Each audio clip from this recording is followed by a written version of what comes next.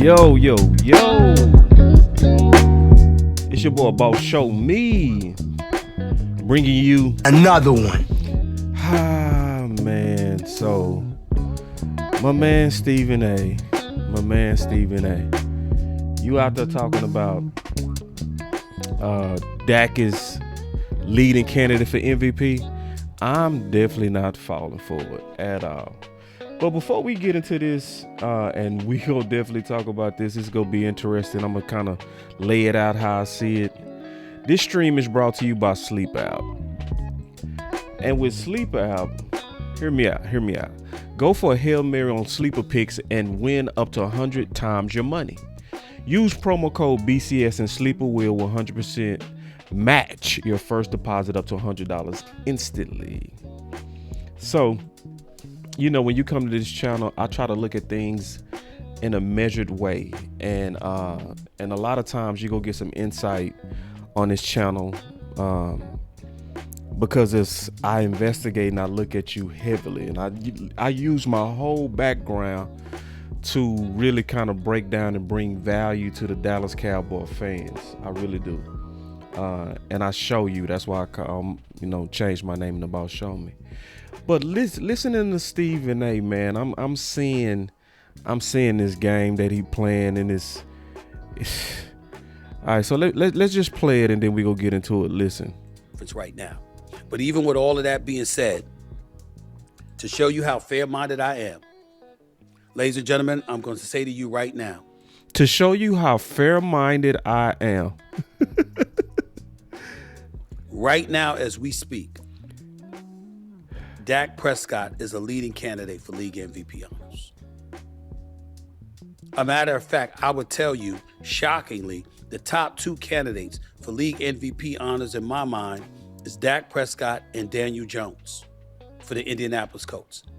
I think right now a legitimate argument can be made that the Colts are the best team in football. Right now, the Colts, as well balanced as they are, you got three receivers doing different things that you could throw the ball to. Nah, see, I see right through it. I see right through it. I see the whole game that he playing. You trying to lay a trap for my quarterback. You trying to pull that Lucy with the football where she go pull that football back as soon as we fall forward and start thinking that y'all gonna be fair to my quarterback. Oh, you see this guy? Number one bullshit guy. He do the wee woo. Yeah, that guy right there. You are fake news. Wrong. Oh, you see this guy? Number one bullshit guy. He do the wee woo. So let me explain this. First of all, Stephen A is low-key marketing genius, okay? Let me tell you how this man has basically played and he's totally just hit a new level of wealth by changing the marketplace of sports.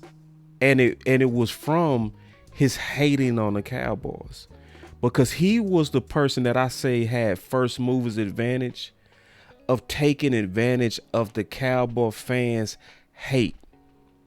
Because usually most marketing firms are going to try to target the biggest base, the Cowboy fans base. That's going to be what most marketing firms are going to go for. But he flipped it on his head. What he did on a business side, they call it having first movers advantage. He took advantage of the massive amount of envy towards the Dallas Cowboys by actually targeting the group of teams that hate the Cowboys. So when you put them side by side, they don't stand individually against the Cowboys. But when you combine them all, that's a huge market. And he was the first to capture that market. So like, for instance, the Texans, I lived in Houston. So when I lived in Houston, little bitty Texans, their fan base still could not touch, even in their own city, the size and massive amount of Cowboy fans in their own city. And they hate us for that. If you turn on any game in LA and you watch, it's usually in their stadium, in their alleged home game, more Cowboy fans than it is Rams fans. And even when you go to the division, you will hear Cowboy fans brag a lot about how even in the DMV, in their division, the Cowboy fans outpack in their own stadium the Commanders fans consistently. So when you combine all of them people that, and see, we not gonna know how I feel as Cowboy fans to be the smaller, to be loyal to a team, loyal to your city, but you yet outnumbered. See, we don't know how that feel. So you gotta imagine you Washington and how would that feel? And then multiply that by all of these teams. That's the genius of what Stephen A. took advantage of. So if you listen to his talking points, what does he usually say? I don't got a problem with the team. It's them stanky ass fans. It's them annoying fans. What is he doing? Like a genius, a marketing genius, he's catering to the bigger market and to that whole group that hate us, that hate the term America's team. You can pick any one of them teams. You can pick any one of them teams. They go hate us. All of those teams, when we play them, have us circled on their calendar. Every one of them. And he was the first, Stephen A., to really target that as a business. And this is the genius part about it. This is what makes that absolutely genius. If you in any sports group, when we lose, what do usually those people say? I can't wait to see what Stephen A. goes say. Because he's getting ready to target that massive amount of envy against America's team. But then it's also genius because he's able to take advantage of both sides. Because guess what now Cowboy fans do? They tune into him to see how he's gonna hate on us. So he's getting eyeballs on both sides. He's getting eyeballs from the people that hate Dallas, and he's getting eyeballs from that massive Cowboy fans trying to see how we getting ready to get hated on. And he was the first person to pioneer that model, and that monster multiplied. So this is why we cannot fall for the trick that he is being honest, because I look closely at everything that you're doing, even your thumbnail. I look at your thumbnail and you got question marks all on it. It shows doubt. It reeks doubt. You mentioned Dak as your top 2 MVP candidate, but you immediately start selling the Colts. Oh, you see this guy? See this guy? Number 1 bullshit guy. He do the wee woo. Yeah. So it's like, nah, y'all not gonna be fair to us. And I'm not ever expecting y'all to be fair to us. Never. I'm not expecting that. So let me tell you why I don't. Okay, when it comes to MVP. First of all, MVP is voted upon by a panel of 50 sports writers.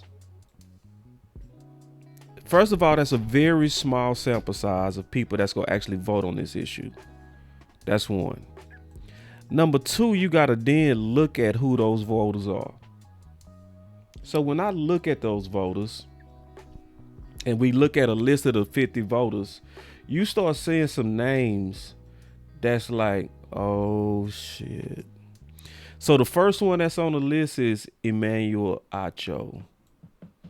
So listen, man, he's a professional. He's good at what he does.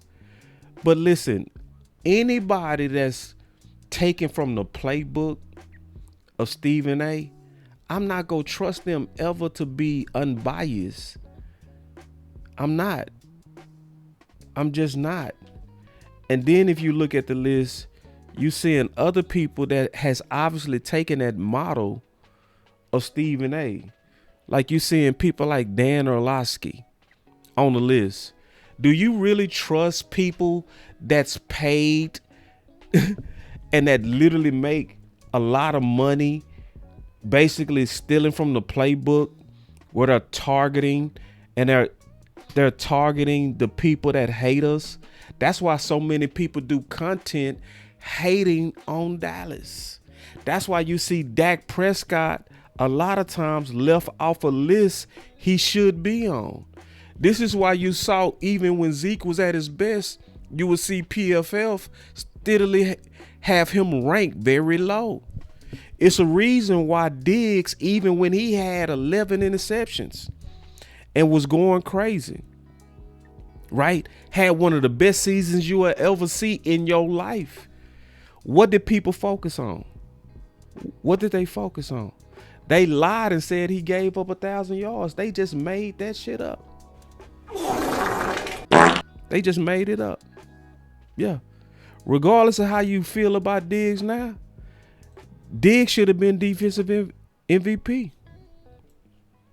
And so we can't trust people that's getting incentive and getting eyeball boosts from hating on us to then turn around and judge our quarterback and our players without bias. Listen, I don't believe in Santa Claus. I know who was the person that actually bought those cookies. It was my mama. So to even believe that Dak Prescott is going to be MVP, listen, y'all, because he's human, he's going to eventually have an okay game and they going to turn on him. So I'm not over here even, Dak going to be MVP. I'm not going to put my energy on that. I'm not going to put my energy on that. Because, see, you dealing with a tainted jury. You dealing with a jury that you cannot trust, man. I'm just being all the way honest with you. You looking at the 50 voters and some of those people. Now, some of those people are good. It's some people names that I like in there, like Jory Orpstein and yeah, but I see Teddy Bruschi hating on Cowboys too much. Like when I go look at the list, man, the list I don't sense a jury pool of people that's gonna be honest with us. I don't see that at all. Tom Brady be hating on us, taking cheap shots at us. Like I said, I like Jory Epstein. I think she's fair. Mike Florio, I think he's pretty fair. But he know the game, so I don't know. I gotta kind of take that with a grain of salt. But me looking at this, it's like, it's too many people on this list that actually have incentive to hate. And see, listen, this is the thing.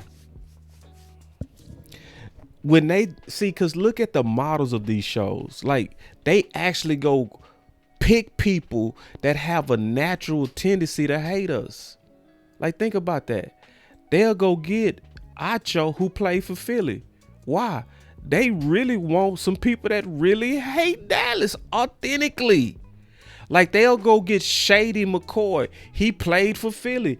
They pick people that's going to be natural at hating on us. So I ain't falling for it. So listen, y'all, I'm going to just show y'all a couple of more things about what I think likely is getting ready to happen. And that's why they starting to push up Daniel Jones right now. MVP historically has gone to the teams with the best records. Historically, that's what happened. So you're starting to hear Daniel Jones. It should be Taylor, but of course they go give it, they go start pushing Daniel Jones. It usually get pushed by the quarterback. That's what happens. But then let me just show you how it's clear that Dak is never going to be treated fair. So for instance, Lamar Jackson on his second MVP was smoked by Dak. And then if you look at most stats, when most people was talking about MVP, because he had a passing rating of 102, and he had only 3,678 yards and only 24 touchdowns. Dak blew him out the water with 105 passing rating, 4,516 yards, and 36 touchdowns, and they won 12 games. And that was in 2023. And Dak did not get the MVP. They just gave it to Lamar. And then they so hypocritical, they'll say, well, it usually goes to the quarterback or the best player on a team with the winning record or had the most wins. Well, if that's the case, why didn't y'all do that when Dak was a rookie? Because when Dak was a rookie, he had an historic season. And what's sad is his numbers was almost perfectly identical to Lamar Jackson's second MVP. Same amount of wins. Right there around the same amount of yards. Passing yards was about the same. Passing TDs was about the same. Less interceptions. A higher passing rating. Historic season done under much harder odds. So if the conventional wisdom is the quarterback or the best player on that team, which was Dak Prescott as a rookie, he broke over 12 all-time records that year. Won 11 games straight with identical numbers, and he didn't win it. Diggs should have been a defensive player of the year. They took it from him. Bland should have been defensive player of the year. He had more touchdowns than receivers that year, than a lot of receivers. So when you hear people like Stephen A trying to talk like this time I'm going to be fair, nah, bro, you're not finna be fair to us. You make too much money hating on us. So, and we get it, it's capitalism.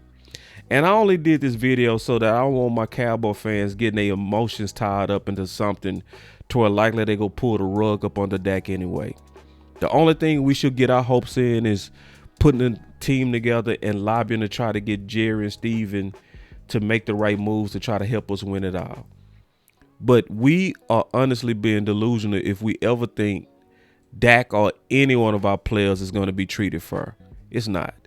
It's just too much money and Cowboy envy. It is. It's just way too much money and Cowboy envy. And the fan and the people that hate the Cowboys, it's honestly just way too deep. So it's your boy Boss Show Me, man, bringing you another show. Make sure y'all hit that like and subscribe for your boy as I give y'all this old quality content. Finna get up out of here, man, but y'all check out these next videos that I have on deck, and we gonna keep giving y'all this content, man. I'm out.